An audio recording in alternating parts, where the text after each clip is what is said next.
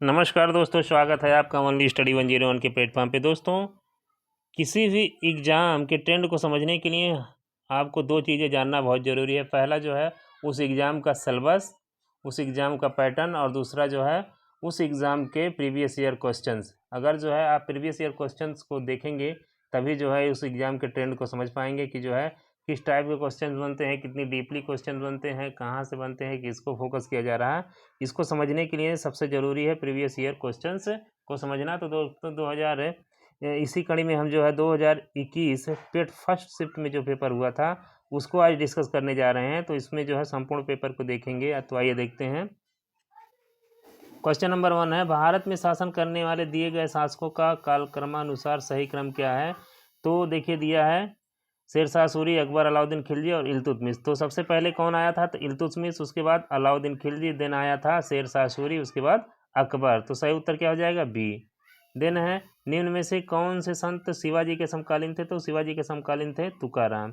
अगला क्वेश्चन है, बंगाल के प्रथम गवर्नर जनरल कौन थे? तो लॉर्ड वारेन हेस्टिंग। बंगाल के प्रथम governor general lord Warren Hasting. Then है, चरक संहिता संबंधित है। तो चरक संहिता चिकित्सा से संबंधित है। किससे संबंधित है? चिकित्सा से।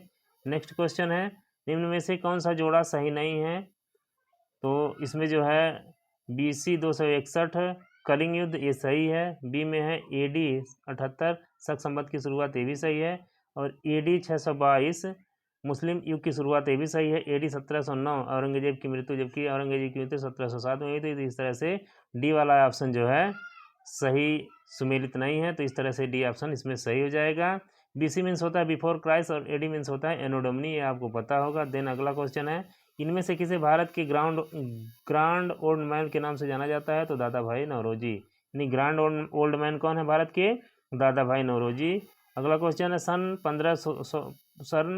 1915-16 में किसके नेतृत्व में होम रूल लीग हुई? तो एनी बेसेंट और लोकमान्य तिलक के नेतृत्व में हुआ था। देन है, निम्न का मिलान करें और सही उत्तर का चयन करें।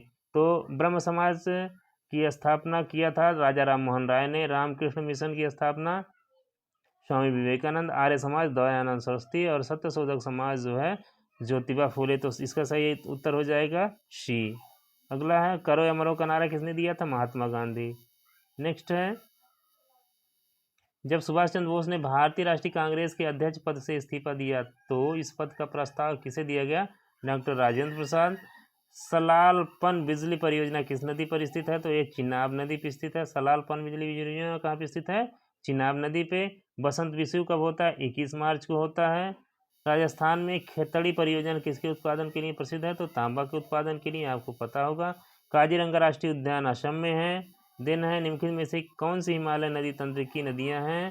तो 2 और 3 यानी गंगा और ब्रह्मपुत्र दोनों जो है हिमालय नदी तंत्र की नदियां हैं। नेक्स्ट है, बैंक दर का अर्थ होता है देश के केंद्रीय बैंक द्वारा ली जाने वाली आधिकारिक ब्याज दर। नेक्स्ट है, यदि आप RBI नगद कोषानुपात को घटा दे तो साख सर्जन पर क्या असर होगा? तो साख सर्जन बढ़ जाएगा। कब बढ़ेगा? यदि RBI नगद कोषानुपात को घटा दे। कैश रिजर्व रेशियो को अगर घटाएगी तो क्या होगा? घटा दे तो साख सर्जन बढ़ जाएगा। क्रेडिट जो है क्या होगा? बढ़ जाएगा। इनमें से किस प्रकार की अर्थव्यवस्था में संसाधनों पर निजी अधिकार होते हैं और आर्थिक गतिविधियों का मुख्य उद्देश्य लाभ अर्जित करना होता है? तो पूंजीवादी।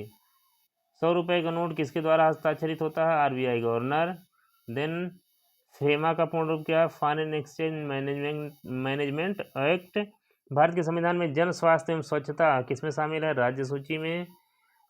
नेक्स्ट है, भारत में पंचायती राज व्यवस्था इसके अंतर्गत रखी गई है। राज्य के नीति निदेशक तर्तानी DPSP में रखा गया है। अगला क्वेश्चन है, शिक्षा का अधिकार एक मौलिक अधिकार है जो संबंधित है अनुच्छेद 21A से।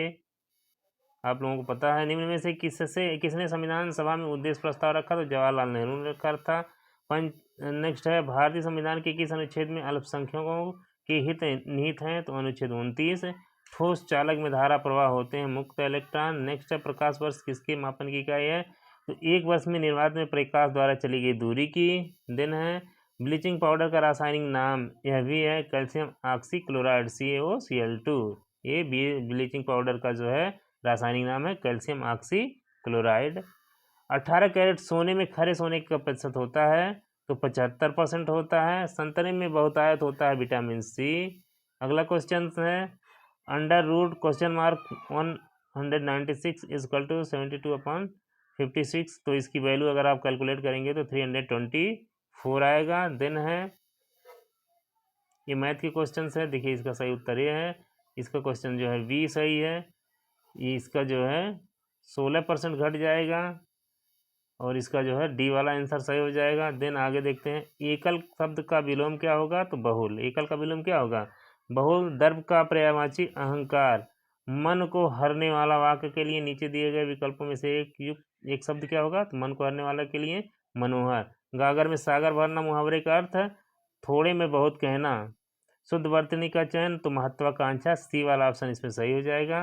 तो देखिए डायरेक्शन दिया है, read the passage carefully and answer the corresponding question. दो देखिए इसको पढ़ लीजिएगा।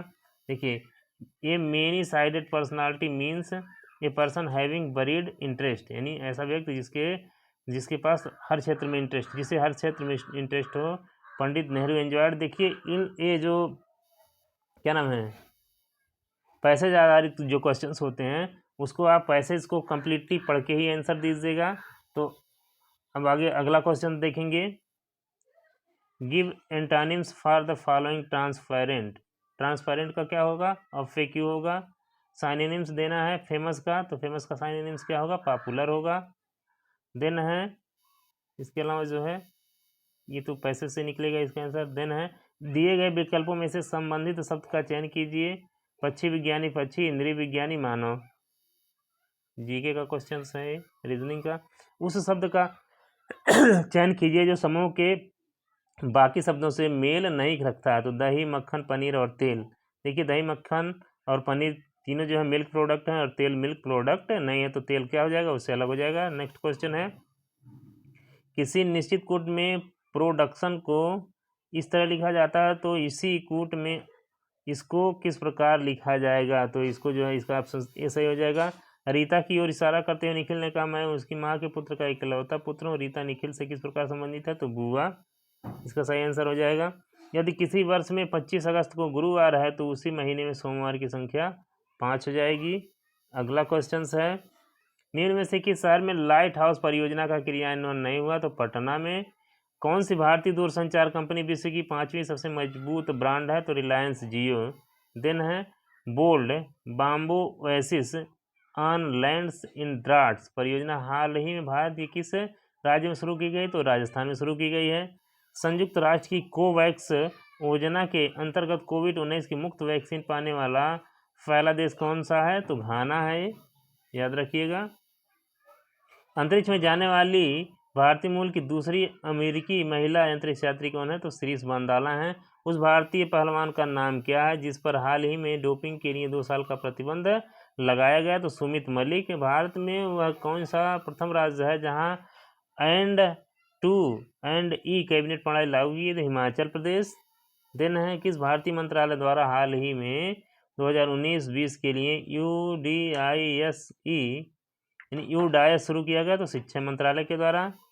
अगला क्वेश्चन है स्मार्टफोन निर्माता वीवो ने किस क्रिकेट खिलाड़ी को अपना ब्रांड एम्बेसडर नियुक्त किया, तो विराट कोहली को। आर्टिफिशियल इंटेलिजेंस यानी एआई आधारित पोर्टल सुपेश भारत में किस न्यायालय के लिए शुरू किया गया, तो सर्वोच्च न्यायालय के लिए किया गया शुरू सुपेश। काफ़ी अच्छा क्वेश्चन है। कितने भारतीय राज्य नेपाल से सीमा साझा करते हैं, तो 5 राज्य हैं।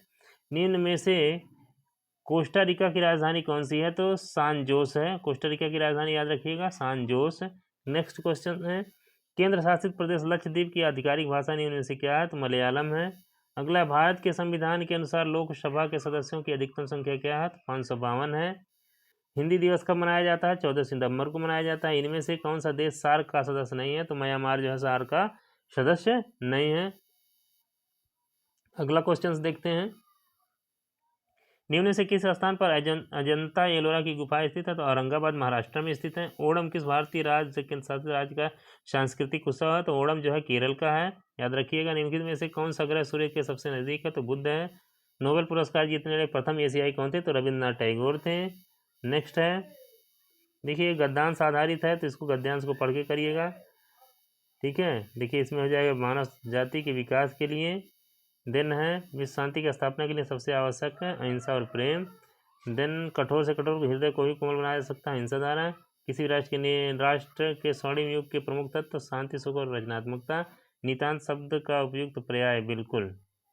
इस तरह से इसको पढ़ने पे इस तरह से आंसर। ये दूसरा गद्यांश यहाँ दिया हुआ है, इसको भी आप लोग पढ़ करके इसका आंसर दीजिएगा। तो क्वेश्चन नंबर 76 का हो जाएगा बी ऑप्शन सही, प्रकृति और प्राणी जगत का सिरमौर। 77 का हो जाएगा भ्रमपूर्ण रूढ़िवादी विचारधारा से। 78 हो जाएगा विश्व के परिवारवत लगने का प्रमुख कारण यातायात एवं संचार साधनों का विकास। हस्तमलक सबसे अभिप्राय स्पष्ट और अनायास बोधगम। वैज्ञानिक चिंतन पदबंध से आशा स्वस्थ एवं संतुलित चिंतन। इस तरह से ये हो गया। देन जो है आप जो है इधर जो है 80 to 100 क्वेश्चंस जो है ये ग्राफ वाले क्वेश्चंस हैं, तो इसको आप लोग देख लीजिएगा, ठीक है। ये ग्राफ वाले क्वेश्चंस हैं,